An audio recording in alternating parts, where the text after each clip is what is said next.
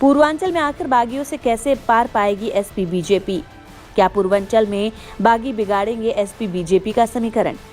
UP चुनाव पश्चिम से होता हुआ पूरब की ओर बढ़ गया है। सूबे के इस इलाके में इस बार एसपी और बीजेपी में कड़ी टक्कर देखने को मिल सकती है।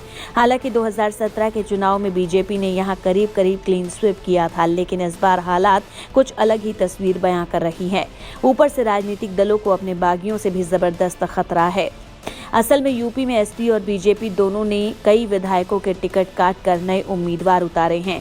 कई सीटों पर सहयोगी दलों से समझौते के चलते दावेदारों का टिकट कट गया, जिससे सालों से पार्टी के लिए काम कर रहे कार्यकर्ता नाराज हो गए। वो या तो दूसरी पार्टियों से टिकट लेकर मैदान में हैं या फिर अपनी पुरानी पार्टियों के उम्मीदवारों के खिलाफ निर्दलीय चुनाव लड़ रहे हैं।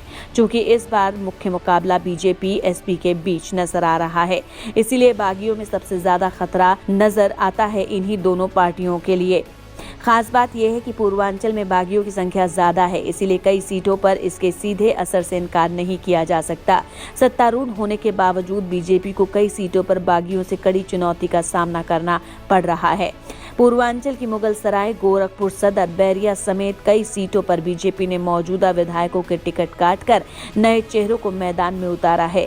सियासी जानकारों की माने तो इसका दुष्परिणाम दिखना तय है। बलिया की बैरिया सीट से मौजूदा विधायक सुरेंद्र सिंह ने बगावत कर दी है। इसी तरह गोंडा की कैसरगंज, ऊंचाहार, सिद्धार्थनगर की इटावा सीट पर भी यही हाल है। हालांकि बीजेपी में टिकट कटने के बाद भी ज्यादातर विधायक या पुराने कार्यकर्ता मुखर होकर विरोध नहीं करते, लेकिन बागियों की सबसे ज्यादा संख्या एसपी में है। 5वें से 7वें चरण के चुनाव में एसपी को सबसे ज्यादा बागियों का सामना करना पड़ेगा।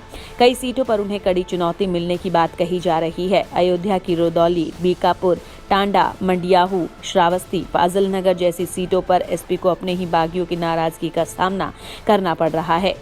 असल में बीजेपी हो या एसपी, दोनों ने इस बार जमकर दूसरी पार्टी के दावेदारों को पार्टी में शामिल करवाया। स्वामी प्रसाद मौर्य और दारा सिंह चौहान जैसे बड़े ओबीसी चेहरों के अलावा 6 से ज्यादा विधायकों ने बीजेपी छोड़ साइकिल की सवारी की है। वहीं 1 दर्जन से ज्यादा पूर्व मंत्री और विधायक एसपी छोड़ गए और अब ये मैदान में उतरकर अपनी पुरानी पार्टी के उम्मीदवार को चुनौती देते नजर आ रहे हैं। इंडिया न्यूज वायरल की रिपोर्ट।